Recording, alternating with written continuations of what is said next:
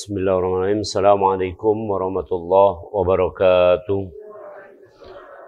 Alhamdulillah wassalatu wassalamu ala Rasulillah wa ala alihi wa sahbihi wa man walah. Rabbi shrah li sadri wa yassir li amri wahlul 'uqdatam min lisani yafqahu qawli wa ba'du.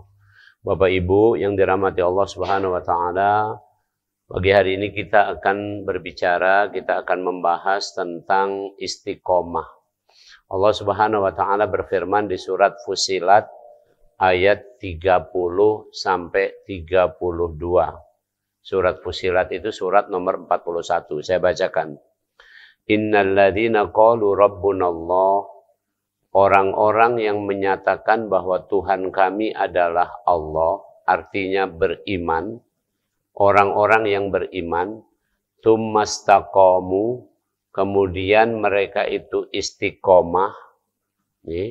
Jadi beriman kemudian istiqomah. Tatanazzalu alaihimul malaikah, maka malaikat akan turun kepada mereka, diperintah oleh Allah sambil mengatakan alla takhafu, jangan kalian takut atau cemas atau khawatir, wala tahzanu, jangan kalian bersedih atau berduka cita, wa abshiru, bergembiralah kalian bil jannatil lati kuntum tu'adun, dengan sorga yang sudah dijanjikan untuk kalian. Dilanjutkan lagi, nahnu awliya'ukum fil hayatid dunya, kamilah walimu, kamilah pelindungmu selama kamu hidup di dunia, wa fil akhirah, dan di akhirat. Walakum fiha ma tashtahi anfusukum, walakum fiha ma tadda'un. Kamu akan mendapatkan apa yang kamu impikan, apa yang kamu harapkan, dan kamu akan mendapatkan apa yang kamu minta, kamu doa. Nuzulam min ghafurir rahim. Semuanya itu berasal dari Tuhanmu yang maha pengampun lagi maha penyayang. Clear dah ini? Jadi kita cuma diceritakan beriman, istiqomah, balasannya apa baik tadi? Satu, maka ciri orang istiqomah itu tadi disebutkan di sini. Yang pertama, ciri istiqomah itu adalah tidak khawatir, cemas, atau takut dengan hal-hal yang kehidupan dunia ini. Contoh, baru-baru ini kita ada dikabarkan berita misalnya tentang virus apa itu HMPV. Maka saya ngomong itu di Instagram saya, di Facebook saya tulis itu kan. Virus ini flu biasa, tidak usah cemas. Ya, sudah itu baik. Coba kita jengok. Kita pernah cemas tak? Pernah flu tak? Ya sudah selesai itu baik. Nah virus ini juga flu biasa. Jadi kalaupun kena, pecah flu biasa. Apa yang mau dicemaskan? Itu satu. Yang kedua lagi misalnya ini. Kita ini menghadapi masalah. Ya sudah hadapi baik. Apa yang perlu dicemaskan? Kan kemungkinan masalah itu ada dua. Mungkin selesai, mungkin tidak selesai. Ya sudah, itu baik kan. Kita sakit. Kemungkinannya berapa? Dua. Mungkin sembuh, mungkin mati. Kan? Sudah itu baik. Nah ini cara berpikir itu. Kenapa? Nah inilah syaratnya. Syarat yang pertama supaya kita bisa punya sifat itu, kita harus kenal siapa diri kita. Siapa diri kita. Oke. Coba. Kita ini makhluk Allah atau kita ini menciptakan diri sendiri? Makhluk Allah. Makhluk Allah itu disebutkan di Al-Quran cirinya. Makhluk Allah itu cirinya, nih salah satu cirinya adalah dhaif. Di surat An-Nisa disebutkan wa khuliqal insanu dha'ifa. Kami ciptakan manusia dalam keadaan lemah. Lemah tak berdaya. Suwek, kata orang Sekayu. Maka kita hanya bisa mengucapkan la haula wala quwata illa billah. Kenapa mesti khawatir? Jadi, kenapa mesti khawatir? Karena kita hanya makhluk ciptaan Allah. Jadi kalau begitu la haula wala quwata illa billah maksudnya sandaran kita, pasrah kita kepada Allah. Itulah orang istiqomah. Jadi syarat istiqomah apa tadi? Memahami diri sendiri. Kita ini hanya makhluk. Hanya makhluk. Ya sudah, biasa baik. Contoh yang lain lagi. Manusia sebagai makhluk itu cirinya adalah zoluman jahula. Zolim dan bodoh. Saya kasih contoh. Yang dimaksud dengan zolim itu adalah apapun yang kita kerjakan itu tidak akan mungkin benar 100%. Masih ada kesalahan di mata orang lain, pasti itu. Saya sebagus-bagus ngisi pengajian ini, tetap baik ada wong yang tidak setuju kira-kira itu. Contoh lagi misalnya, kalau saya ngisi pengajian, saya berdiri. Sementara di bawah saya banyak orang-orang tua. Sopan enggak saya? Enggak. Walaupun diizinkan, tetap saya tidak sopan. Tapi saya ngisi pengajian penting. Jadi satu segi saya benar, segi yang lain, kita ngerawat wong tua. Ya, sudah wong tua kita ngerawat. Kita kata wong tua kita, nak bikinkan ayah ini kopi, nak. Kita bikinkan kopi. Sudah dibikin kopi, benar tak itu? Berarti perintahnya langsung digawikan kan?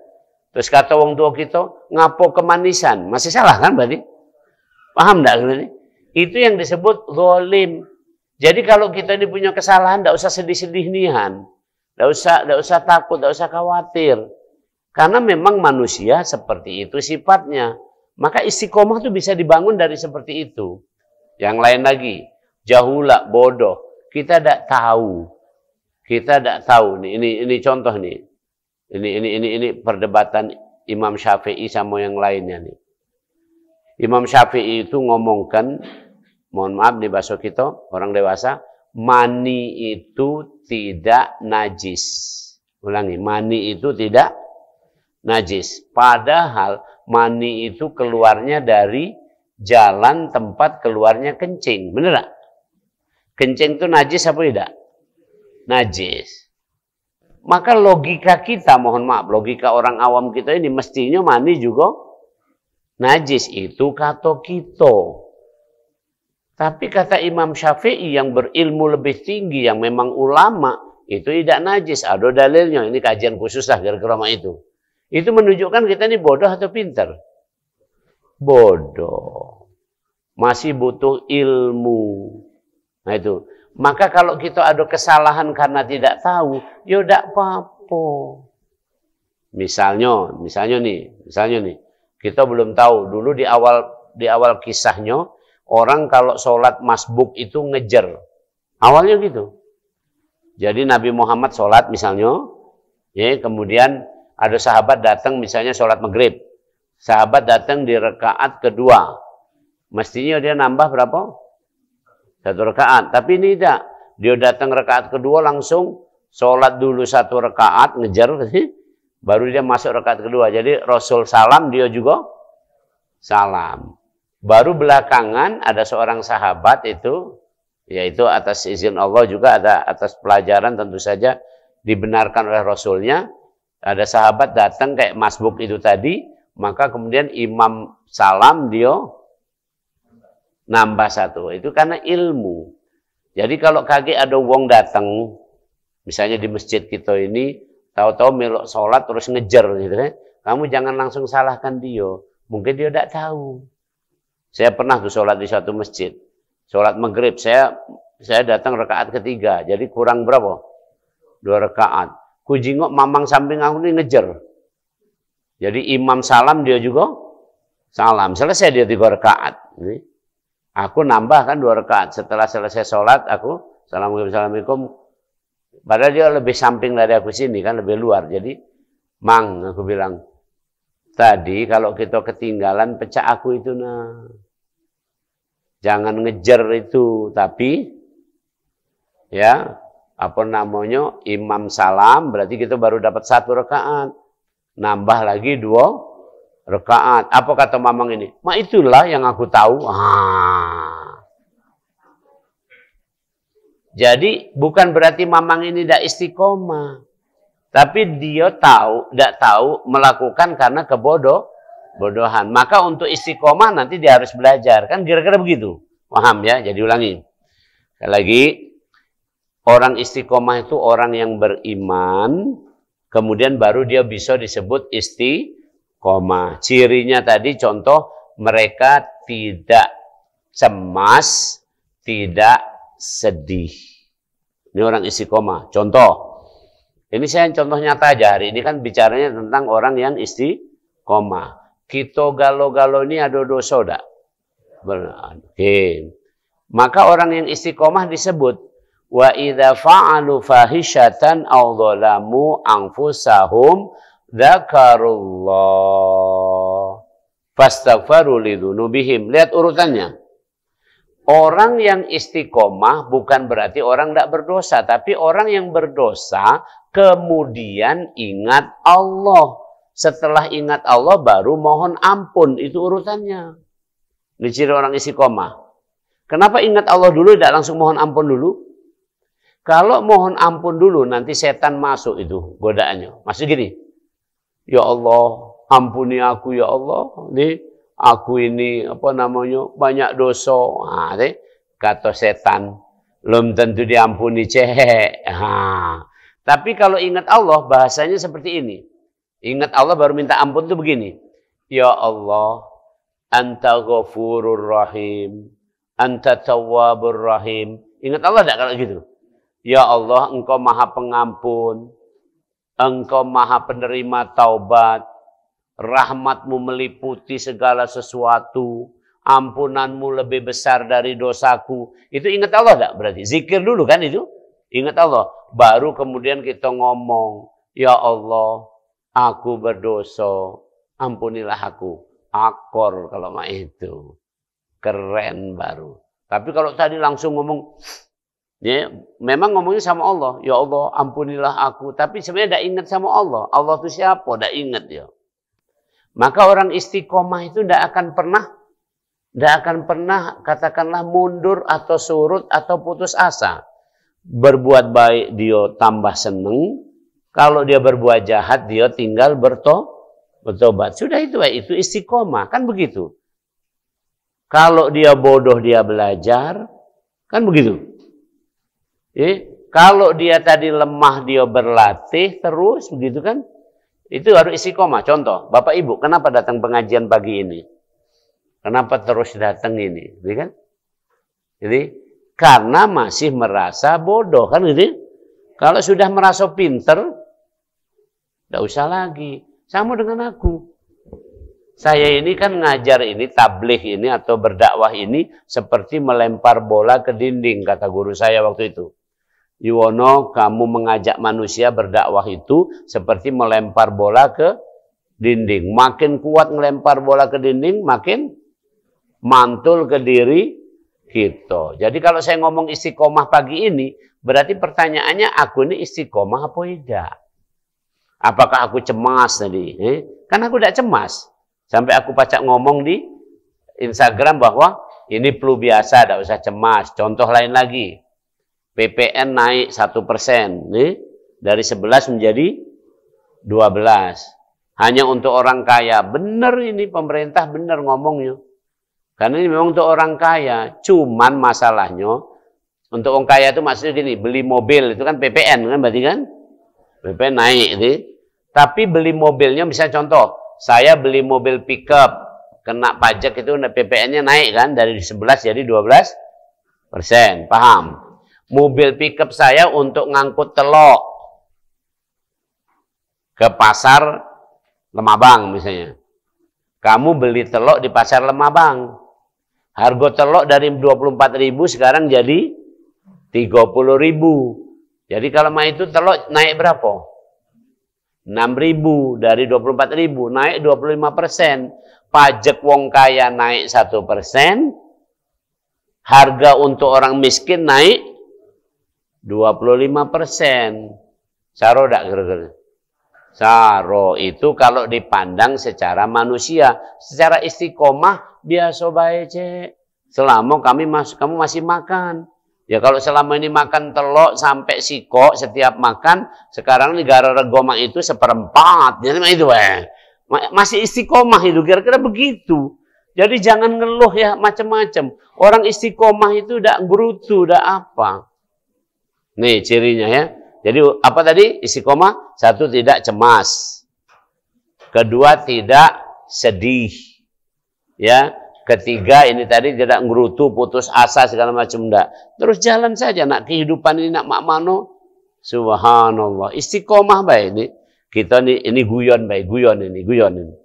Guyon tapi ngeno ini. Ini tidak termasuk istiqomah. Istiqomah ini adalah orang yang beriman tadi, kemudian istiqomah itu adalah berada dalam pilihan yang baik. Ulangi. Kalau lagi berdosa tadi pilihannya apa? Ingat Allah dan bertobat. Bukan dilanjutkan dosanya, tapi ingat Allah dan bertobat. Lagi dosa lagi, ingat Allah lagi, tobat lagi, itu istiqomah. Ini senianan jadi. Karena kita ini ada contoh yang jelek. Sejak reformasi tahun 98-99, kita sudah 5 kali pemilu, bener gak? 2004, 9, 14, 19, 24. Benar? Nah, kalau dihitung-hitung, ya kita ini keadaannya tambah surut ke belakang sana. Dulu zaman krisis ekonomi dulu, itu utang kita cuma mencapai sekitar 1000-an triliun. Sekarang utang kita mencapai 22.000 triliun. Banyak tak kira-kira itu? Ini total. Nah, kalau yang disebut pemerintah sekitar 8.000, 9.000. Tapi ditambah utang BUMN segala macam itu, ya, itu jumlahnya 22.000 triliun. 1 triliun itu 1.000 miliar. 1 miliar itu 1.000 juta. 1 juta itu 1.000 ribu. Nah, yang begitu lah ini. Banyak tak ini? Sumsel ini anggaran belanjanya cuma 11 triliun. Sumsel. Jadi kalau 22.000 triliun itu bisa untuk 2 tahun. Di sini Sumsel ini cuman apa ya? Tadi aku ngomong berapa triliun? 11 triliun. Kalau 22.000 triliun itu bisa untuk 200 tahun ngidupi masyarakat Sumsel. Jadi 200 tahun tidak usah begawe gitu. Kurasa 200 tahun kita lah mati gitu. Jadi kan gitu. Nah, tapi ini contoh jelek. Selama 5 kali pemilu kita tetap milih wong-wong itu juga. Paham enggak saya mau sampaikan ini? Itu bukan istiqomah namanya. Nah, lolo boleh. Nah, ini bahasa mudahnya. Jadi orang istiqomah tuh jangan ngomong gini. Jangan salah pandang. Nih saya definisikan. Suatu saat ada obrolan bersama Sayyidina Abu Bakar. Sahabat ngomong, istiqomah tuh orangnya baik terus. Kata Sayyidina Abu Bakar, tidak mungkin. Kalau istiqomah baik terus, tidak ada orang yang istiqomah. Tapi istiqomah itu adalah orang yang ini tadi, yang kita bicarakan sehari ini tadi. Kalau berbuat salah, ingat Allah, tobat. Kalau berbuat baik, bersyukur. Tambah berbuat baik lagi. Cuman itu baik. Kalau misalnya bodoh, belajar, jadi pinter. Kalau tadinya lalai, sekarang waspada, buat jadwal. Kalau tadinya lesu-lesu, sekarang semangat. Kaki ada lesu lagi, tidak apa-apa, semangat lagi. Itulah semua orang istiqomah. Jadi tidak akan pernah ada yang disebut ideal. Kan orang sering ngomong itu ideal.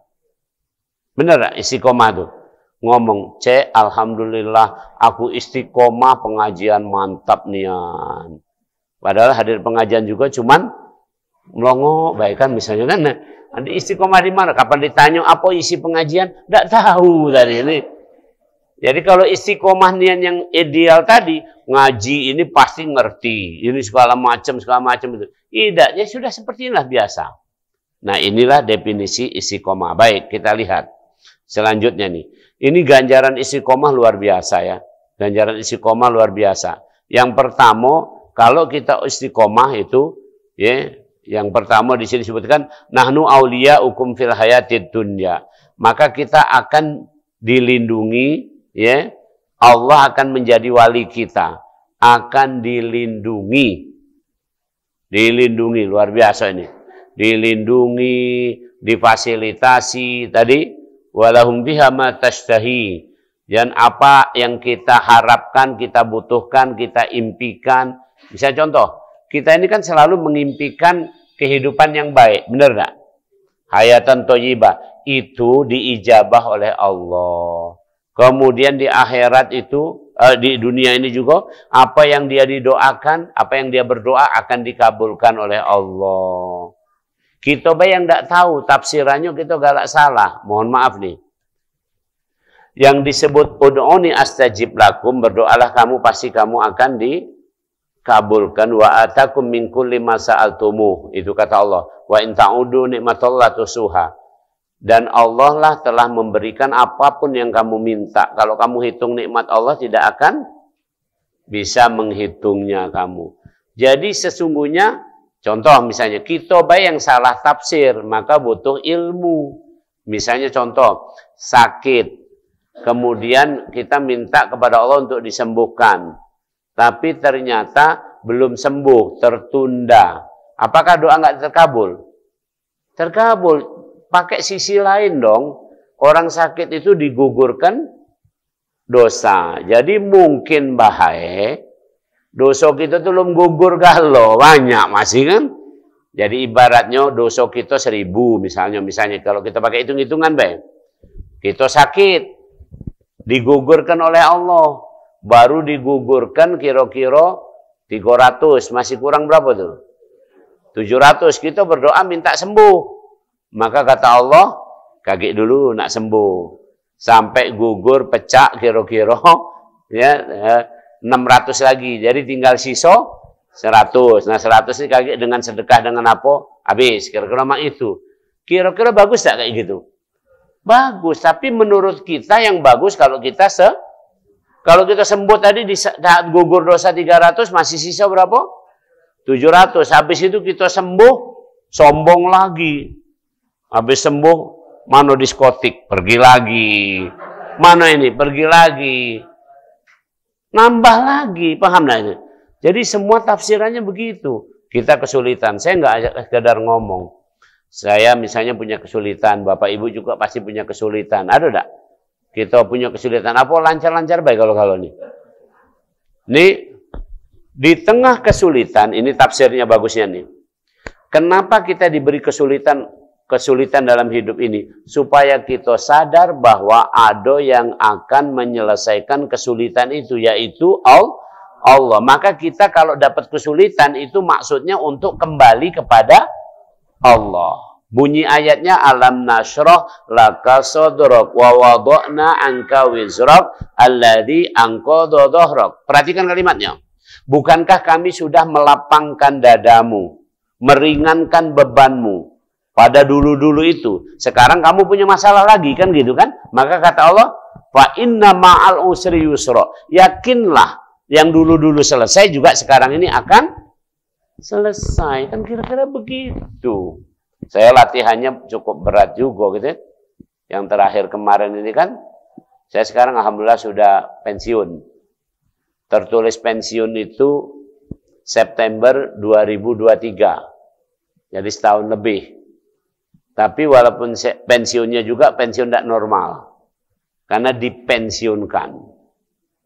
Pensiunkan. Jadi kalau nyingok itu kan itu cobaan enggak itu berarti? Cobaan. Dan sebelum dipensiunkan tuh gaji saya sudah di stop 0. Jadi kalau saya cuma mengandalkan gaji berarti saya tidak makan. Tapi kenyataannya saya tanya Bapak Ibu. Posisi saya, keadaan saya sekarang ini, kamu jingok aku ini, gemuk lepo apa kurus kering aku ini? Nah, itu baik kan? Berarti menunjukkan aku makan apa tidak? makan. Selesai kan? Itu kenapa? Jadi kalau saya dihambat dengan sesuatu di sini, maka saya kembalinya kepada, nah istiqomah tuh kayak gitu. Bukan berarti aku nak muji-muji aku istiqomahnya, bukan. Tapi intinya seperti itu. Sampai hari ini belum lagi selesai urusan aku ini. Dipensiunkan 2023, tapi sampai hari ini belum ada surat yang menunjukkan aku pacak ngurus pensiun itu. Mana lah kira-kira? Nanti bukan urusan aku lagi, urusan mestinya tempat aku begawe kemarin di Unsri kan. Tapi mereka tidak ngurusnya sampai hari ini. Nah, kalau mah itu aku nak ngurus kemana? Minta tolong kamu kalau lajulah. Ini. Maka ini harus balik kepada Allah. Allah mudah mengganti ini itu. Mudah tak ini? Contoh nih. Ini jalan rezeki ini tertutup misalnya. Karena kita mungkin dihambat oleh wong. Tapi wong itu kan pada dasarnya juga berbuat itu atas izin Allah tak? Izin Allah untuk menguji kita kan? Bukan dia yang menguji kita. Tapi Allah menguji kita lewat orang itu. Maksud Allah, Yuwono, kamu jangan lewat sini. Nah, lewat tempat lain. Itulah makanya aku masih gemuk lepo ini. Berarti ada rezeki dari tempat lain. Paham? Karena itu. Nah, itulah istiqomah dalam kehidupan keseharian kita. Contoh yang lain lagi. Ini saya cerita yang mudah-mudah supaya kita ini mudah memahaminya. Coba, istiqomah itu yang paling bagus itu meninggalkan maksiat atau melakukan sunnah. Mana? Coba kita pilih. Mana yang orang disebut istiqomah? Meninggalkan maksiat atau melaksanakan sunnah? Meninggalkan maksiat. Selama ini pemahaman kita melaksanakan sunnah. Jadi gini, orang rajin sholat duha, tahajud, puasa, baca Quran itu disebut istiqomah. Sementara orang yang tidur, tidak sholat tahajud, kemudian tidak sholat duha tapi langsung ke pasar, itu tidak istiqomah. Mana yang lebih istiqomah? Yang tidur tadi. Yang ini, coba sekarang nih, perhatikan pelan-pelan nih. Saya tanya persis. Coba Bapak Ibu sholat duha nak ngapo? Apa yang terbayang di benak hati Bapak Ibu kalau sholat duha? Apa? Pastilah ada. Apalagi ustadz-ustadz banyak ngomong kan. Barang siapa istiqomah sholat duha, ada nih? Maka akan apa nih? Ya, kamu sebut beda apa-apa nih. Bahkan doanya itu kan diajarkan, kan doanya soheh nih. Doanya soheh. Tapi doa itu jarang dipahami dengan benar. In kana rizki fis sama fa'anzilhu wa in kana fil ardi fa'akhrijhu wa in kana haraman fatahhirhu wa in kana ba'idan faqarribhu wa in kana qalilan fakathirhu bihaqqi duhaika wa bahaika wa kuwatika wa qudratika wa ismatika atini ma ataita ibadaka solihin. Ya Allah, kalau rezeki ada di langit turunkan, kalau ada dalam bumi metukan, kalau haram bersihkan. Lemak nih harta dari money laundry, cuci uang kan banyak sekarang ini orang cuci uang. Teko ada di berita itu ustadz cuci uang. Ini sini anak ini. Ini ada seorang ustadz terkenal itu kekayaannya itu di luar ini. Ya ustadz yang disebut-sebut di TV lah sebenarnya. Itu dibilang cuci uang. Itu karena mungkin doanya tadi. Kalau cuci uang itu haram atau halal? Haram, tapi dia lah doa tadi. Wa in kana haraman fatahhirhu. Kalau haram bersihkan, kalau jauh dekatkan. Kalau sedikit, nah itu doa kamu sholat duha. Jadi pertanyaan aku, kamu sholat duha itu karena rindu Allah atau karena nak boleh rezeki? Nah itu kebanyakan ini kita ngomong bela karena rezeki tadi, bukan nak rindu Allah. Kalau rindu Allah doanya tidak mah itu. Ya Allah, Engkau Maha Pemurah, Engkau Paham Menyayang, ya. Engkau benar-benar ya telah memberikan nikmat yang begitu banyak kepadaku, termasuk aku sholat duha pada pagi hari ini. Aku bersyukur padamu ya Allah. Allahumma a'inni ala dzikrika wa syukrika wa husni ibadatik. Ya Allah, tolong aku agar senantiasa bisa ingat Engkau, zikir, bersyukur, dan membaguskan ibadahku. Nah itu baru orang yang memang rindu sama Allah. Mana masalah rezeki, baru dia ngomong, ya Allah, untuk sholat ini butuh kekuatan, butuh tenaga. Untuk tenaga ini butuh makan, ya Allah. Sementara aku ini buntu, ya Allah. Paham ini? Ulangi.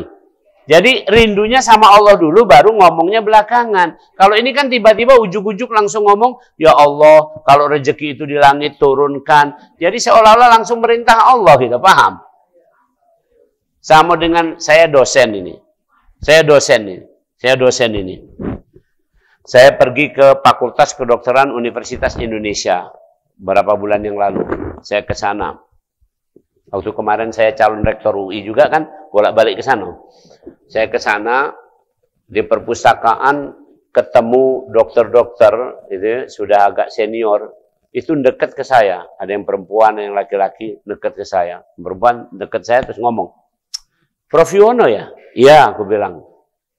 Aku ditegurnya. Di UI aku ditegurnya. Kalau di Palembang ditegur, aku wajar baik. Ini. Prof Yuwono ya? Iya, katakan.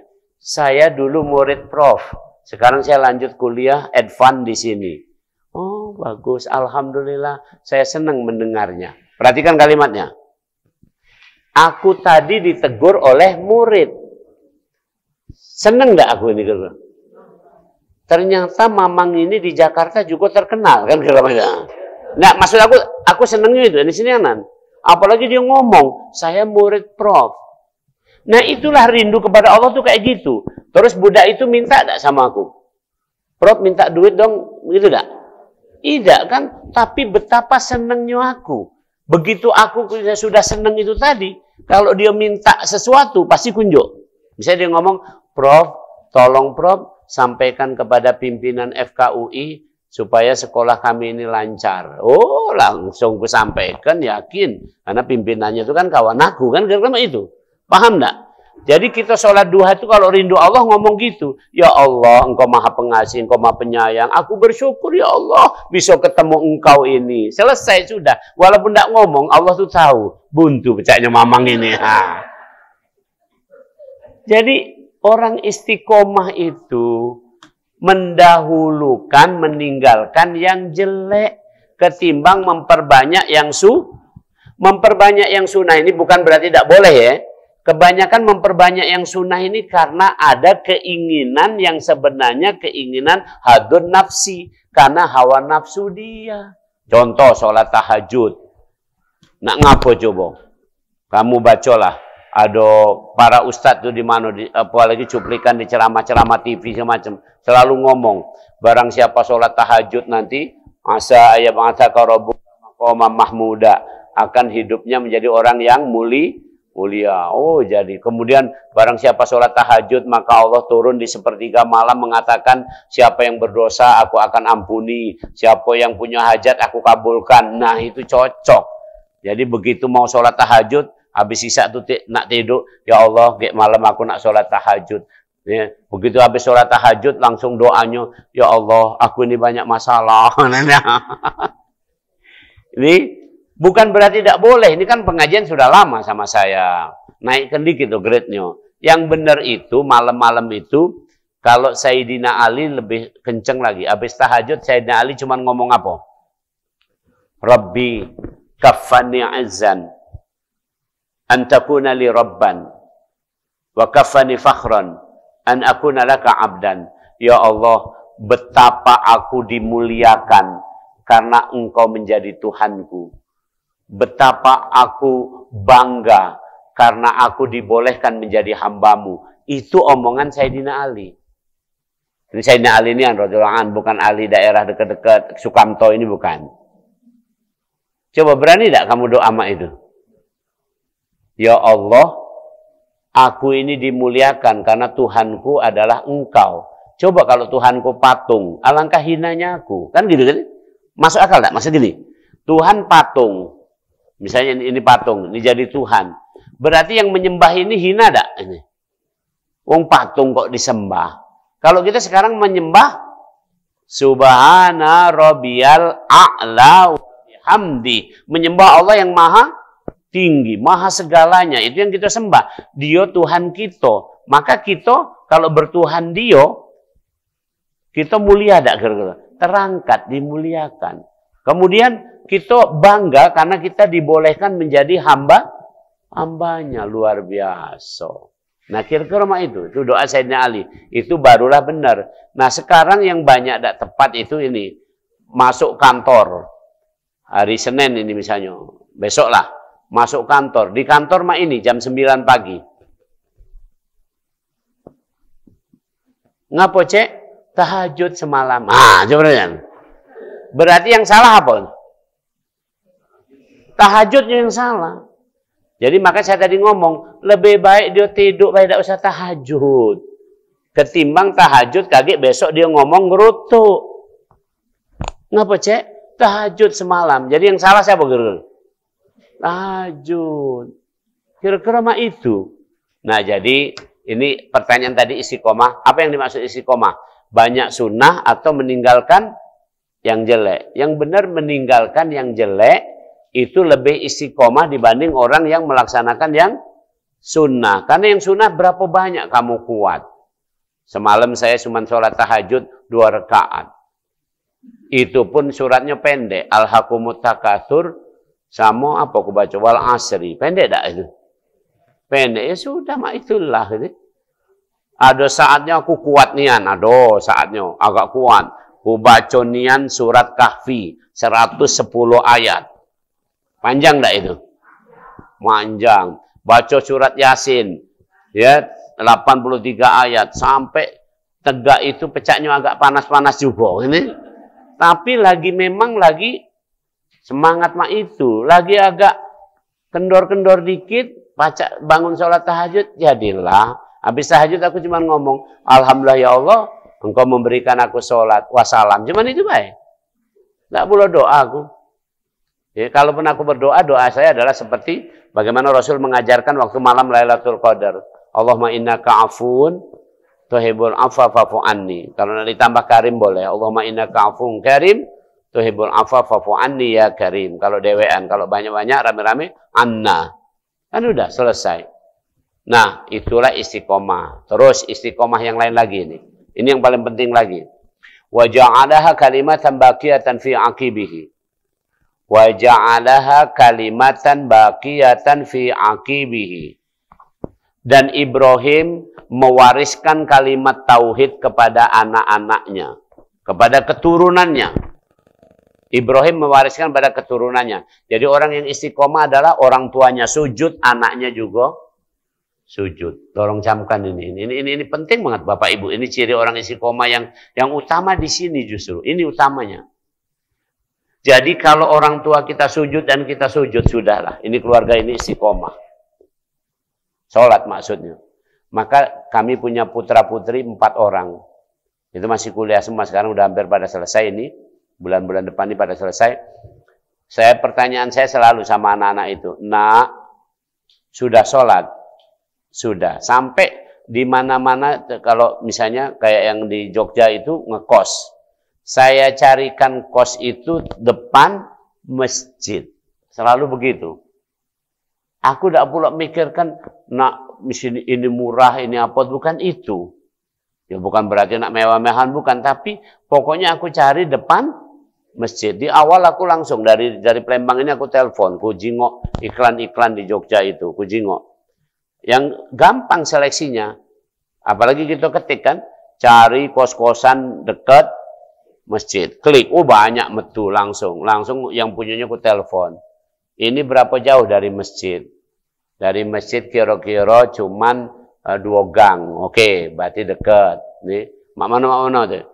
Akhirnya anak saya di situ. Untuk apa? Pasti dengar azan kan? Dengar azan jadi baca sholat gitu kan? Dekat masjid. Coba kalau wah, ini kos-kosan ya? Iya. Tempatnya di mana? Di pucuk bukit. Nah, hawanya sejuk, fasilitas lengkap. Masjid jauh apa? Masjid ada di bawah sana, kira-kira 3 km. Sudah loh, Kak, itu. Tidak ke masjid, ya. Nah, masjid. Nah, istiqomah yang paling utama adalah ini. Dalilnya ada di Al-Quran. Jadi surat nomor 6. Kita baca yuk. Ayo di surat nomor 6 itu surat Al-An'am. Ayat 80 berapa ini? 82 atau berapa ini? Kita jingok. Ini surat Al-An'am. Oke. Ini saya hafal ini ayat ini. Tapi tidak apa-apa kita tunjukkan biar pas nanti ya. Ini Al-An'am 80 berapa tadi saya bilang?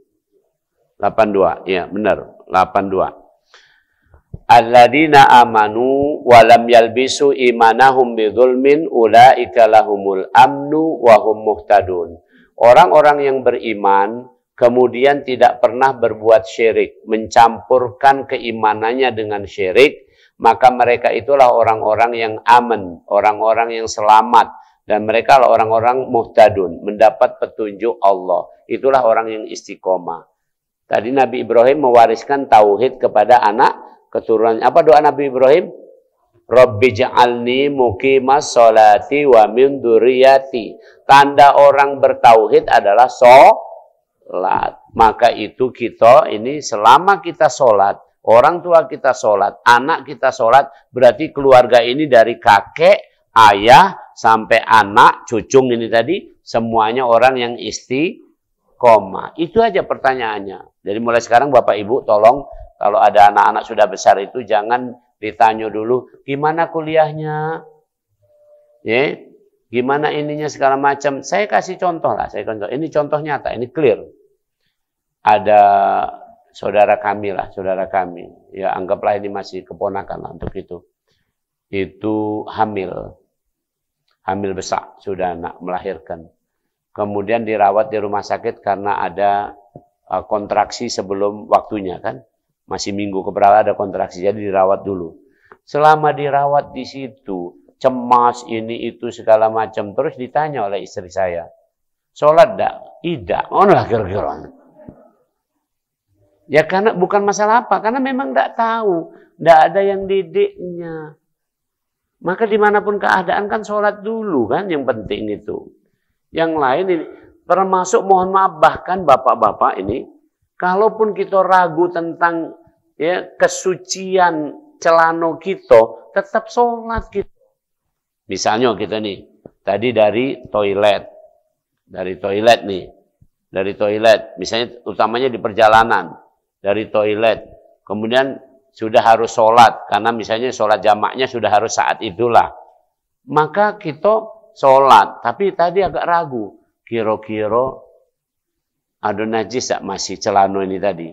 Maka kalau ragu seperti itu tetap sholat. Dengan cara apa? Kata Rasul, siram celana itu. Selesai.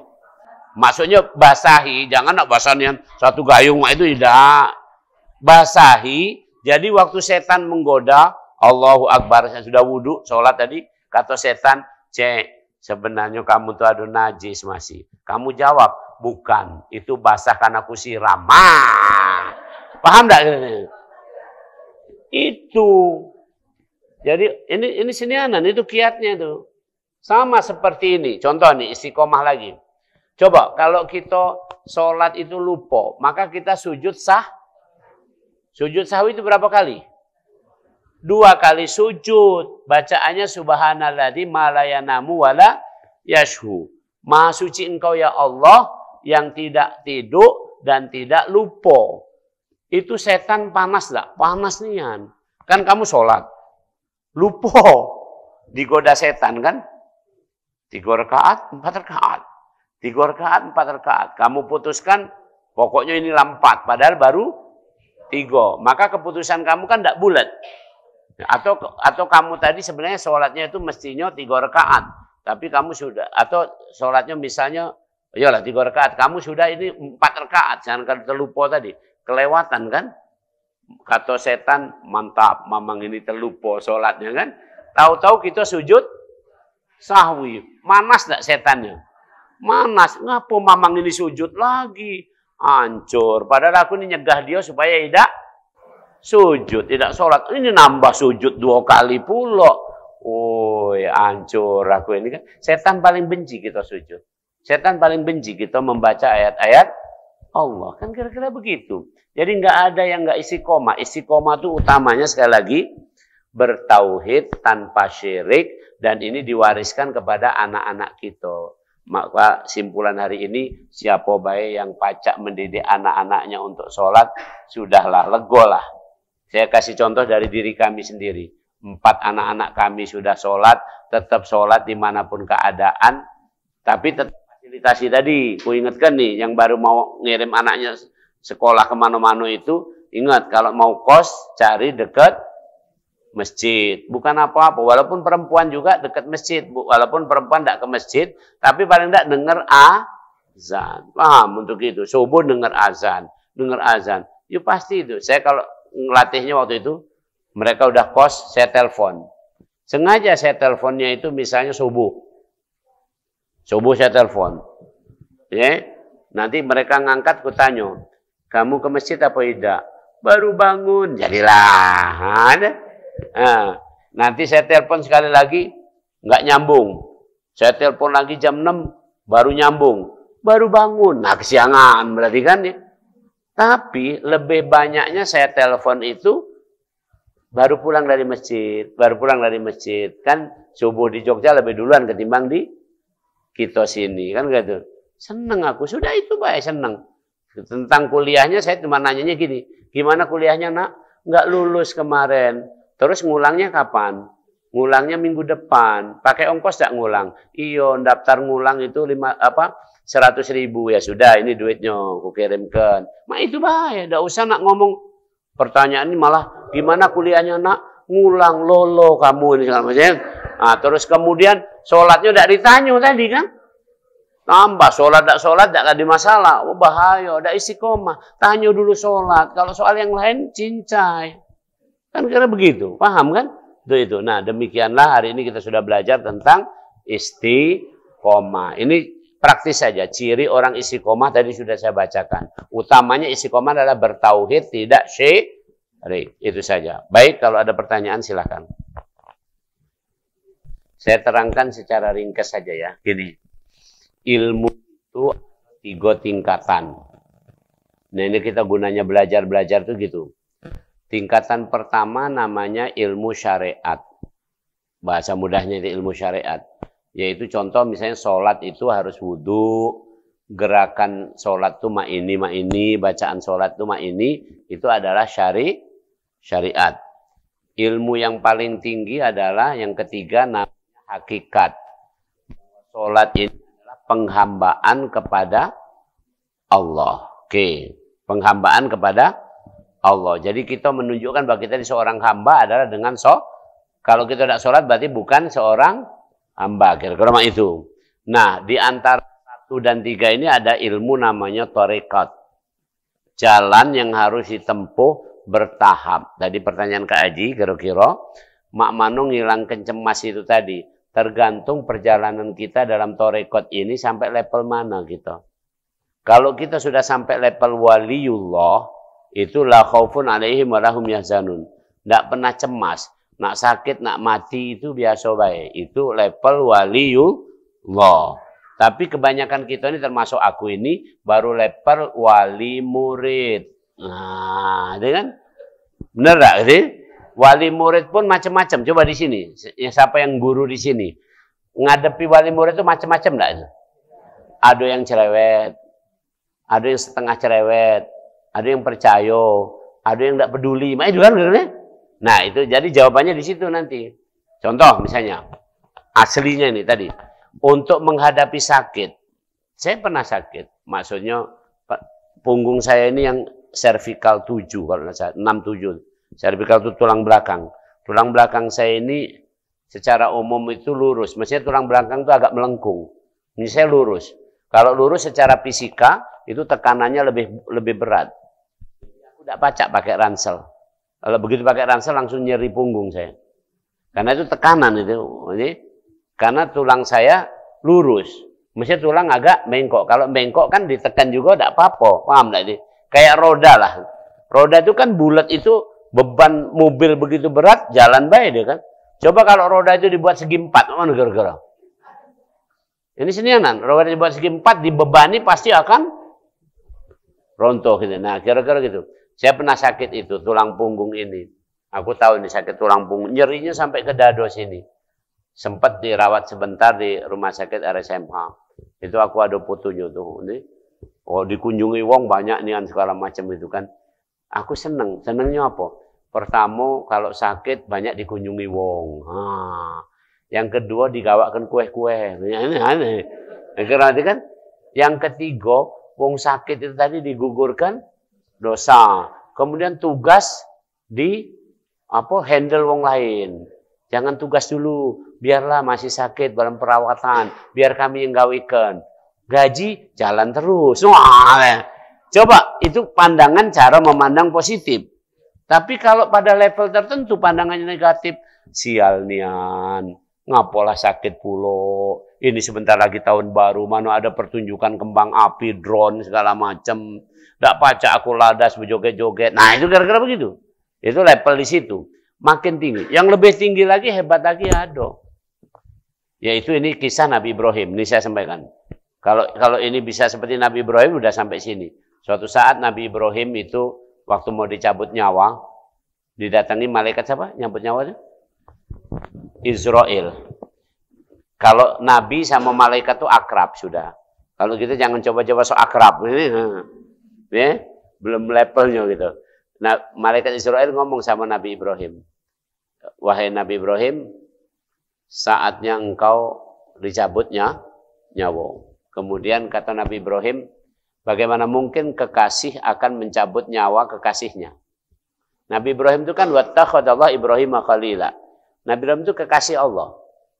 Bagaimana mungkin kekasih mematikan kekasihnya? Kira-kira. Itu logika Nabi Ibrahim saat itu. Bagaimana mungkin kekasih mematikan kekasihnya? Sama dengan kira-kira ini. Bagaimana mungkin seorang orang tua ngebuki anaknya, kira-kira itu. Sampai mati, kira-kira itu. Kira-kira. Sayang enggak berarti? Tafsiran kita enggak sayang. Malaikat Israel itu enggak kate, dibekali dalil-dalil yang lain. Cuman pokoknya dia nyabut. Jadi akhirnya malaikat Israel, nah mana ini ceritanya? Laju ngadu kepada Allah. Kemudian diceritakanlah tadi. Begini kata Nabi Ibrahim. Allah sudah tahu sebenarnya. Tapi ini kan cerita untuk kita. Nah, kata Allah, jawab ini. Bagaimana mungkin seorang kekasih tidak mau ketemu kekasihnya? Paham enggak? Bagaimana mungkin seorang kekasih tidak rindu untuk ketemu kekasihnya? Bilang sama Ibrahim. Maka Nabi Ibrahim tahu. Mati itu berarti ketemu dengan Allah. Allah itu kekasih, berarti ketemu dengan kekasih. Yang selama ini kurindukan, sekarang aku suruh ketemu. Nah, kalau sudah sampai situ, nggak akan cemas kematian ini. Tapi mungkin Kak Haji nanya aku, kalau nanya aku, apa Prof sudah sampai sana? Jawabannya pecahnya belum. Nih. Tapi latihan lah baik, gitu kan. Kadang-kadang kita kan sampai akhirnya nonton film lah. Itu ada kan orang mati, ya sudahlah. Saatnya memang aku mati harus mati. Kan gitu. Apalagi cak penjahat itu kan. Penjahat itu kan menang terus. Terakhirnya mati. Sebelum mati dia ngomong, memang sudah nasibku sebagai penjahat. Nah, itu bukan karena rindu kepada Allah. Tapi kalau orang soleh, itu dari awal sudah ngomong, aku berperang, kalau aku menang, maka aku dapat pahala dari Allah. Kalau aku mati, maka syahid. Kan kira-kira begitu. Nah, kalau pacak berpendapat mah itu keren. Jadi apapun itu ditafsirkan dengan hakikat tadi. Tapi tergantung torekot tadi. Tergantung jalannya kita pada tahap mana. Ibaratnya perjalanan dari sini ke sini, kita tahap mana. Kalau tahap baru di sini ya jangan nih. Contoh tadi saya ngomong, penting mana? Mengerjakan yang sunnah dengan meninggalkan yang maksiat atau jelek. Lebih penting meninggalkan maksiat. Gara-gara seperti itu. Daripada sunnah banyak-banyak tapi ngerutuk. Ngerutuk itu maksiat kan sebenarnya. Itu hanya untuk orang yang sudah levelnya perjalanannya di sini. Kalau baru ngaji diomong mak itu tidak terima dia kan. Aku ini lagi seneng-senengnya sholat duha. Kamu tidak bolehnya. Tadi kan saya kasih contoh nih. Beliau nanya, Prof mau sholat dulu? Tidak. Aku langsung ceramah. Ini sekali waktu mah itu. Tadi orang-orang subuh tadi saya ngisi pengajian, Begitu suruk, orang sholat suruk. Aku tidak. Aku langsung pergi ke tempat yang ada makanan. Kan katanya ada makanan. Langsung makan aku. Ini. Kira-kira itu ya sudah. Dalil aku ringan baik. Rasul itu ngasih contoh kalau beliau sholat tahajud, maka beliau tidak sholat duha. Maka aku contoh itu baik. Itu ringan-ringan baik. Nah, jadi rasa enak untuk itu ya. Jadi dilatih terus. Tidak apa-apa. Sampai kapan kita lulus itu tidak tahu. Maunya, saya juga nggak tahu. Apakah kita akan sampai mantap waliullah, apa tetap wali murid tidak tahu. Jadi mungkin kita sampai wafat wali murid juga tidak apa-apa. Tapi wali murid yang tidak cerewet lagi. Wali murid yang sudah penuh kepercayaan sama sekolah. Demikian. Masih ada sekolah lagi mungkin? Baik, kalau tidak ada, kita simpulkan. Jadi hari ini kita sudah bicara tentang orang yang istiqomah. Satu, orang istiqomah itu orang beriman. Jadi jangan kamu ngomong orang di luar yang tidak beriman itu tidak ada yang istiqomah. Walaupun mereka berbuat baik terus-menerus itu bukan istiqomah. Karena istiqomah syaratnya harus ada iman. Tolong camkan. Jadi kamu jangan ngomong, mamang itu istiqomah nian. Istiqomah dari mana, Cek? Sholat tak pernah, iman tidak kati, itu istiqomah. Jadi syarat istiqomah adalah iman. Barulah istiqomah. Nah, istiqomah tadi utamanya adalah tidak syirik. Orang beriman yang tidak syirik, surat 6 ayat 82, itulah istiqomah. Maka istiqomah yang sejatinya ketika kita sholat, anak-anak kita juga sholat. Anak-anak kita sholat karena kita ajari sholat. Nah sekarang ini kebanyakan anaknya tidak sholat, justru yang lain dibanggakan. Itu menunjukkan bahwa orang tuanya juga mungkin tidak sholat atau tidak istiqomah. Maka istiqomah sejatinya seperti itu. Adapun hidup kita yang lain-lain ini soal rezeki, soal keadaan, senang, susah, segala macam itu, ya sudah hadapi baik. Kalau berdosa tadi ingat Allah dan minta ampun. Kalau kita berbuat baik maka kita bersyukur. Dan berharap tetap ditolong Allah, Allahumma ini tadi ala dzikrika, supaya tetap bisa berbuat baik. Sudah itu baik. Kalau misalnya kita ini lagi kesusahan, istiqomah kita sabar sampai kita mendapat jawaban dari Allah. Kalau tidak dapat jawaban juga, ya mungkin ada hal lain yang memang Allah kehendaki. Kira-kira begitu. Sudah istiqomah. Dan itu sejauh mana kita bisa itu tergantung torekot. Tadi pertanyaan tadi terakhir tadi. Tergantung kita perjalanannya kesadaran batin kita. Maka teruslah ngaji bukan hanya sama saya, sama siapapun. Supaya karena ilmu ini akan meningkatkan pemahaman ini. Akan meningkatkan kemungkinan kita level ini tadi. Jadi contoh tadi, ada beda kan? Kalau Allah mematikan kita, itu wajar kan? Ya, tapi mungkin bahasa kita memang sudah ajalnya. Tapi padahal kalau orang yang sudah waliullah, kalau Allah mematikan kita berarti Allah itu rindu supaya kita berjumpa dengan Allah. Kalau rindu berjumpa Allah kira-kira senang enggak gitu. Makanya para sufi itu kalau meninggal itu ya senyum. Kemudian suruh ada hiburan. Kalau yang di Turki itu ada menari apa itu? Atau tarian sufi itu. Itu kalau kiainya meninggal, gitu. Jadi kamu jangan bayangkan jelek itu. Jadi orang menunjukkan kegembiraan karena meninggal ini, yang meninggal itu apa sih sebenarnya? Badan kan? Ruhnya meninggal enggak? Tidak. Maka ruhnya itu kembali kepada Allah yang disebut di alam barzah, tapi dalam posisi di tempat yang tinggi. Iliyin wa ma adraka ma iliyun kitabum markum yashaduhul muqarrabun. Penuh kenikmatan di sisi Allah. Jadi orang-orang tua kita, kakek nenek kita, saudara-saudari kita yang sudah wafat itu keren. Kondisinya sudah jelas itu berada di sisi Allah. Karena dia orang beriman tadi apa? Ya, berada di sisi kekasihnya. Kita ini yang masih bingsal. Belum jelas gitu ini kan.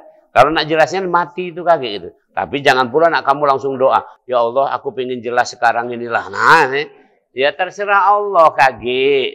Urusan Allah itu. Kapan wafatnya itu urusan Allah. Demikian mudah-mudahan bermanfaat untuk kita. Kalau bismillahirrahmanirrahim. Alhamdulillahirabbil alamin. Allahumma shalli ala Muhammad wa ala ali Muhammad. Ya muqallibal qulub, tsabbit qulubana ala dinik. Wahai Allah yang membolak-balikkan hati, mantapkan hati dalam agamamu sehingga kami bisa istiqomah ya Allah. Walhamdulillahirabbil alamin. Assalamualaikum warahmatullahi wabarakatuh.